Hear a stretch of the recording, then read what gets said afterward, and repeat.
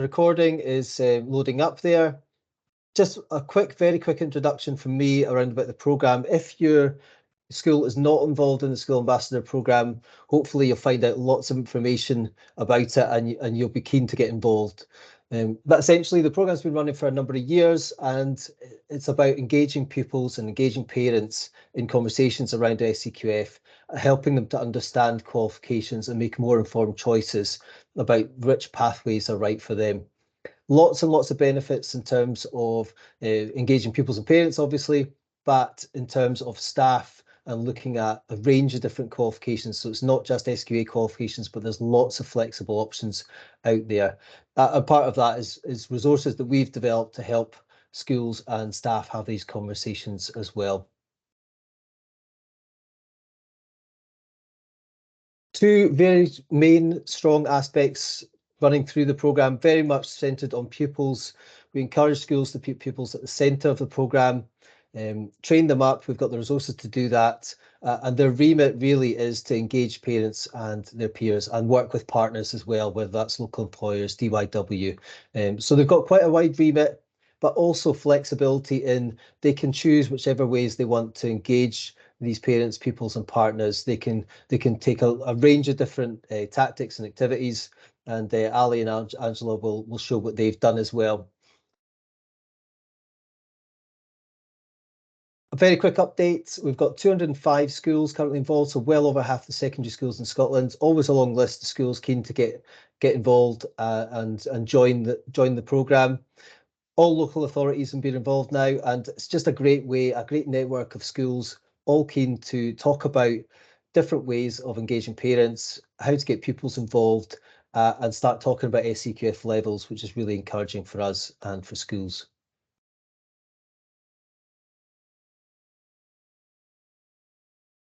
Our resources, one of the key ones we've got running at the moment is our Ambassadors Padlet. You can, if you're technically minded, you can scan the QR codes. If you're not, you can Google SCQF Padlet and it's the first thing that comes up. But I've pulled together so much information, examples from other schools that are really beneficial, particularly around learner pathways, examples of videos from other schools. But really the key part for me is what pupils are doing, what are they creating, and we'll explore a little bit of that later on. But it's fantastic examples. You can find out about a recognition programme as well, which is a great programme to be involved in.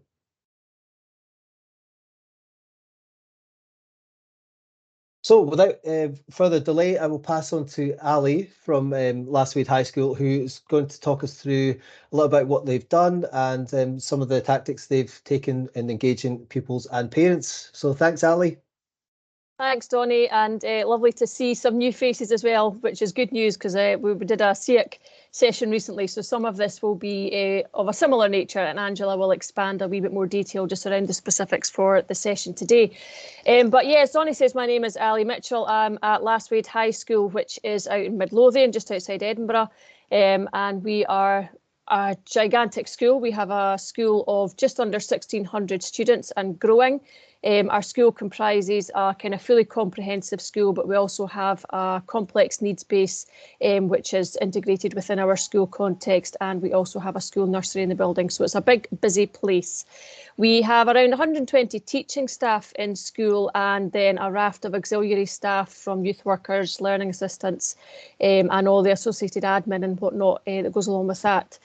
In terms of our curriculum, we have around 140 senior phase courses across the range of levels and qualifications, and that includes I suppose the more traditional SQA qualifications, but we are delighted to have recently received our Silver SCQF Ambassador Award, which reflects the growth that we have put in place in terms of our curriculum offer, and we offer a wide range of SCQF accredited courses as well, which encompass NPAs, level 4, level 5, level 6 courses, and we also have some bespoke arrangements which complement our curriculum.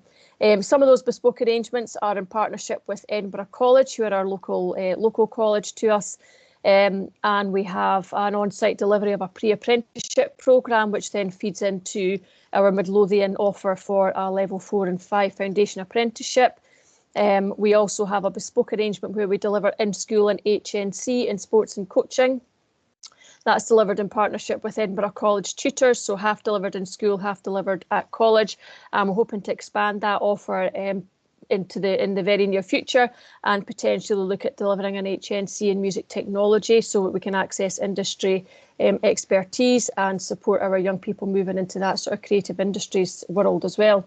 We also work with Borders College, and we have a level 4 and level 5 horse care programme, which some of our students who are interested in that kind of line of work and that area of work can access that course as well. And we're in partnership and in talks at the moment with Newbattle Abbey College, where we are looking to develop our partnership around sustainability and outdoor learning. We've had some young people successfully going through the level 4 Forest and Outdoor Learning Award recently, and that was a brilliant success. And these are young people who would usually find it more challenging to engage in the mainstream curriculum. Alongside that, we have, as I said, our SQA qualifications, everything from, as you'd expect, right up to advanced hires. And our students that are in the pod can access those qualifications as well, where that's appropriate. And the mandate that we have for all of this brilliant and exciting development work comes from a range of influences. So in the context of Lasswade High School, and there'll be many similarities across lots of schools, which you'll all be aware of, I'm sure, or whatever kind of area or industry you're coming today from. But we have a strong DYW agenda and a skills agenda which underpins the work that we do, and has helped look at our curriculum review and our curriculum reform, which has been part of the basis for engaging with the SCQF programme and the Ambassador programme itself. The kind of national context around the Hayward Review, the national discussion, the Withers Review, all of that's featuring in our thinking and very much forms part of the decision making that we take around our curriculum and what we will offer our young people. And it's also relative and relevant to the context that we're in and our young people. We know our young people well, and with that many of them in school, the opportunities that come with working in a big school are varied, and we're able to access a wider range of qualifications than perhaps in other settings would be. So whilst it's a big busy place, there's fantastic opportunities that can come with that. We also have a mandate for change, which is driven through our leadership meetings at school. So very much within the Ambassador programme around engaging staff, we work with our SLT and our ELT, our extended leadership team. And a big piece of work to help with our thinking this year has been around focusing on our purpose. And we've come up with 3 areas as a school that we identify as our key purpose for education at Lasswade High School. And those comprise skills for work, critical and creative thinking, and social responsibility. So those are the themes around which we will begin to develop our curriculum rationale to review it and refresh it for the next kind of cohort of young people coming through. Student voice plays an active role in our school, and again, Angela will talk a lot about how that's translated into the SCQF, particularly any curriculum review that we have undertaken. We work with our young people through the student parliament, the student voice, and they also attend the extended leadership team meetings, so they're of equal importance to the input there around our thinking. We also have an active DYW group in school, and that has helped to move a lot of this agenda forward. Angela and I work together in that group with a range of staff, and we have 4 themes in our DYW working group where we each have a kind of aspect of work that we move forward at school. So we have communication, which encompasses our social media and our communication with young people through we're a Google Classroom school, we're a Google authority. We have pathways, which is where the SCQF work has kind of taken off from. We have the career education standards, so linking to Skills Development Scotland work and employability skills, where we have developed an S1 curricular pathway, and we're looking at developing our 4th theme around sustainability, where we've been doing work with the Fuel Change organisation. Had a brilliant meeting with them last week, so we're now a super school for fuel change, which is really exciting. And we're going to work with them to try and develop some pathways through S1 to 4, which will lead into the level 6 qualification that we have delivered and piloted this year. So lots of exciting work coming up, and we're excited to hear as well what other people are up to. We're always open to sharing and stealing good ideas in equal measure. But I'm going to hand over to Angela now. That hopefully gives you the context of where we're at with Lasswade. And Angela's going to share a bit more of detail around the SCQF Ambassador programme, how we got that off the ground, the type of activities we've been doing, and the impact that that's having for us just now.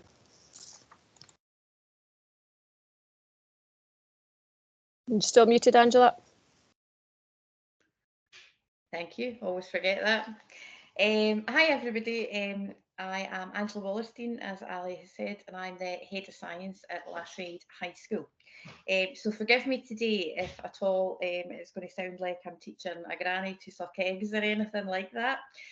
I'm just not sure at what part of the journey through the SCQF Ambassador Programme that you're on, whether you have already started looking at it, whether you're just thinking about becoming involved, or whether, like me, until this session, maybe you've never heard of it. So I'm going to just assume that you have not heard of it, as I hadn't a year and a half ago. So I suppose the objective of what I would like to do today is just to go through some of the strategies and things that we did in Lasswade, which you may find interesting, beneficial to hear, and then you can think about how you could adapt that to your own individual school context. Next slide, please, Beverly, without sounding too much like an MP. I think if I go back to October 2021, when Ali first approached me to try and coordinate the SCQF Ambassador Programme within the school, the first question that came to my mind was why would we want to get involved in this? And I suppose that's a question you should always ask before embarking on anything. And it got me to thinking about, well, what is the purpose of education? As Ali said, we've been exploring this through whole staff as well. And really, you know, if you think about the traditional offerings from school or the traditional routes, we are all successful products of that. You know, we have bought into it, we're back into the education system. But I'm sure that you can think of some learners who are sitting in your classes just now, perhaps, or learners that you've had in your classes in the past, where that traditional offering has not been right for them. I've even got friends, I'm sure you maybe do, that has not been successful for. So it's looking at what we can do with our curriculum in order to make sure we're providing success for every student in front of us. And I think if you combine that with the mental health statistics on our young people, particularly people in their late teens and early 20s and young males, it's shocking, it's absolutely shocking. And by no means am I saying that education is the only way forward in terms of trying to reduce the concerns over mental health. Of course, it's a partnership with lots of people, but I think there is a role that education can and should play in that. And the role is, you know, we have a responsibility for delivering and making sure that we are building up the skills for employability, so that when students leave up formal education, they are going to be successful in that, and that therefore the sort of self-pride that can come with finding employment. I think we are responsible and we should be making sure that we are delivering the skills of resilience so that our young people can draw on that when problems occur. But more importantly, building the skills of confidence in our students. And our traditional route offerings are not always providing that for all students. There is a place, absolutely, to still be doing National 5s, Highers, Advanced Highers, University, College, but it's being creative for our other students of what might be available for them. So I suppose the point which Donnie mentioned at the beginning was that the SCQF Ambassador Programme is to raise awareness within staff in your school, but also within parents and with the students themselves about the vast range of qualifications that are out there, and not just the SQA ones. So what did we do to start with? So if we go into the next slide, please, Beverly. As I said, Ali first approached me in October 2021. So I started, first of all, by reading through the criteria for bronze, silver, gold awards. It became really clear to me that through the involvement in this, the curricular work that's going on by SLT, by ELT, by the DYW working group, all of those joined up thinking in school really just needed collated and go towards some of our evidence for the awards. But what really at the heart of the SCQF Ambassador Programme is that the ambassadors themselves should be leading this. They should be first and foremost visible in terms of trying to raise awareness with parents, with other students in the school and with staff themselves, and that was missing. So the first thing was to think about the recruitment of students. So I was quite careful in who I approached towards becoming involved in the SCQF Ambassadors Programme, and deliberately picked students who had a hybrid of qualifications themselves, so a mixture of National 5s, Level 5s, of work with our SCP, which is our School College Partnership, so that they had an understanding already of the different types of things that they could do within the school and outside the school. The majority of the students who were approached agreed to become ambassadors, and there's a definite sale you can do on that in terms of the skills that they'll develop of collaboration, of leadership, which I'll go into later on, but also in terms of things they can add to their CV and personal statements. So once the students were identified, it then comes down to the training of the ambassadors. So we did 2 sessions of training with the ambassadors. The first session, what we did was use the materials which you can find on the SCQF ambassadors website, and they were really good in terms of increasing and getting the students used to the language and the parity of esteem between the different qualifications that are available. I felt that we needed a second training session with them, though. I didn't feel that they kind of left that as confident as I would have wanted them to. So we did a second session, and that involved using some case studies from Lasswade High School, which I'll go into a wee bit more later on. So whilst the students were doing that, we wanted to start raising awareness within the staff.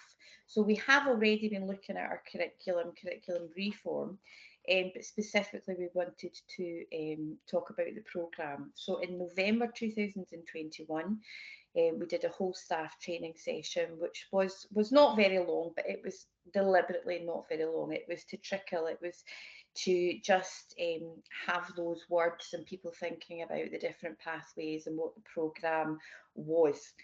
Then in February 2022, we did a further whole staff training session, and that was, we had picked out case studies that happened at coursing time at Lasswade High School, so issues with real life conversations that were going on.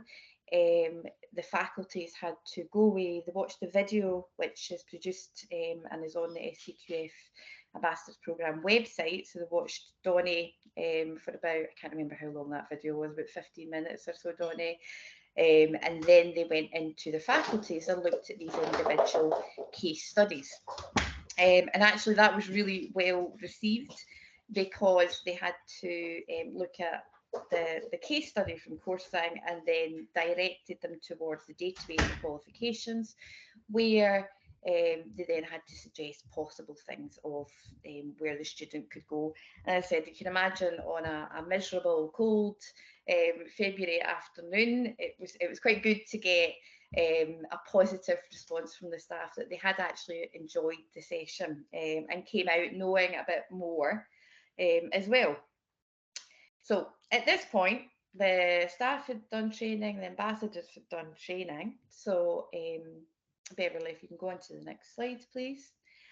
The students were having meetings and they were brainstorming ideas of what we could do to raise awareness within the school and with parents as well. So there were some ideas that were realistic, some that were not and were thrown out. I'll not bore you with those. I'll just give you a flavour of the things that we did do and have done. Really, in about a year, this has taken for all of these things to come together. So our students have interviewed other senior phase students who are studying the less traditional courses. So they interviewed students who were doing our Skills for Work courses.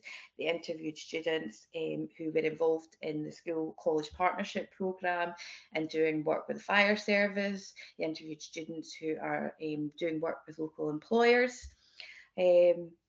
And apologies for the PowerPoint presentation. It shouldn't say students interviewing staff twice. It should say students interviewing senior phase students. That's my oversight there.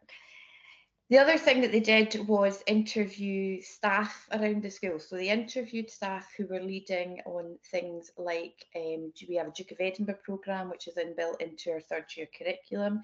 So they interviewed staff for that, interviewed staff leading John Muir and wider achievements. They then used all these videos in two different ways. One of the ways is that they then put together a coursing video, which is shared with students in PSE from third year, fourth year. So they've used that for that. It was great that they got that out there, and they were a bit nervous about students seeing that. So we'll see how that goes down. They also used them they were in a presence at our senior phase coursing evening.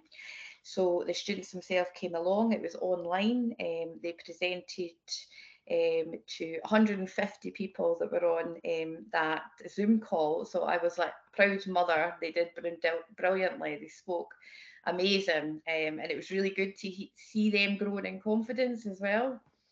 We have also put together, as part of a podcast series that Ali has been doing for the whole school improvement priorities. We've recorded an episode, obviously linked with DYW closely, and that has been made available to all staff and to parents and carers so they can listen to that. We were joking about some of the kids may have got the media bug. So we may consider, one of the things we're considering is making a podcast a kind of regular thing that the students do, perhaps once a term, put out an episode. The students have also created their own Instagram account. It's in its infancy just now, and one of our next stages is looking at promoting that around the school and making sure that we've got followers, and then the students or the ambassadors themselves will be responsible for the running of that Instagram account with regular updates on different things that are going on. Couple of other things that we've done. We've worked closely with our DYW coordinator, our ambassadors, so they have shown her around the school and worked quite closely with her, and our ambassadors have also attended some different conferences, say like Dynamic Universe. So it's not just us as teaching staff or in education who are trying to make the partnerships with local employers. The ambassadors have been out trying to make those links as well. If we go to the next slide, please, Beverly. So our future plans, now that we're kind of a year through there, we recruited, or I recruited, we've got about 6 ambassadors that work in the school. What we're going to do next is that we'll start a new recruitment process. So our students range from S4 to S6, who are ambassadors just now, started off S3 to S5. So we'll do a round of recruitment with second years and third years. And the ambassadors themselves are going to organise that. They're going to think of the criteria that they want for recruitment and whether they want to go down the route of doing interviews in future for that. They will also, the ambassadors will also take over all the training of the new ambassadors. So really the idea is that you as a coordinator have started this off, and once the ambassadors have got the skills, they will take it forward. So at this point, I really see my role as just facilitating them, but they're going to do the recruitment, they're going to do the training of the new ambassadors. One of the other things we're looking at is giving some form of accreditation for our ambassadors. So they have put a lot of work into this, they've given up a lot of time. We want to look and see if there is a way that we can model the behaviour really of the SCQF point system and give some accreditation of that. We are continuing to expand working with the faculties within the school to expand the offer of alternative pathways within our curriculum. So I think our focus is we're going to look at foundation apprenticeships and start reintroducing those, as well as other stuff that Ali mentioned at the beginning of the session. Next slide, please, Beverly. So one of the things that Donnie had said was, what were some of the challenges that you encountered with this, you know, so you could take some hints from that. One of the issues is getting time to get all the ambassadors together. You know, the age that a lot of the learners are involved in this, they very much may have jobs outside of school, or they will have hobbies that take them away. And it was really difficult finding a time to coordinate with that number of students where we could all meet. So within our school, we did a couple of things. I used their study periods. If you have anything like that in your school, or maybe equivalent of a free period where you can pull them all together. If I had to take them out of classes, which I did have to do at times because of the problems of getting everybody in at a lunchtime or the same study period, I tried to make sure that I took it out of different periods each week. So obviously we're being considerate of our colleagues and not taking the students out of the same subject all the time. Watch out for hotspots in the year. So you will have your prelim diet time at some point, watching, you know, just being aware that the students have a workload issue themselves. They will have different exams going on. Then obviously from now onwards, their focus is going to be on their exams. So really it's going to be a slow time from now until we'll pick up again in June. Careful recruitment of people who are going to be committed. You don't want to have invested time into training people who are not going to go forward. And we did have one or two who dropped off after the training. Not very many, but just one or two. It's exactly the same as in your classroom. You know, look at what the strengths of the ambassadors are in front of you. If somebody is a better speaker, then obviously you're going to use them more for speaking at coursing evenings or careers fairs, whereas somebody else might have more of a strength in the organisation stuff behind the scenes. So match the strengths of your ambassadors to the tasks would be a little hint, I think. Okay, and next slide. What are the benefits of being involved in the programme? So the benefits for the students are numerous. As I said, the skill development is brilliant. The students that I've seen from October 2021 to where they were when they were recording their podcast and presenting to 150 people has been brilliant to see, you know, as a teacher. They, of course, will be able to write about leadership, about collaboration, about citizenship within the school, for their personal statements and for their CVs. And as I said, if we can get some accreditation, then we're kind of modelling that all of these things that you do can go towards credit points.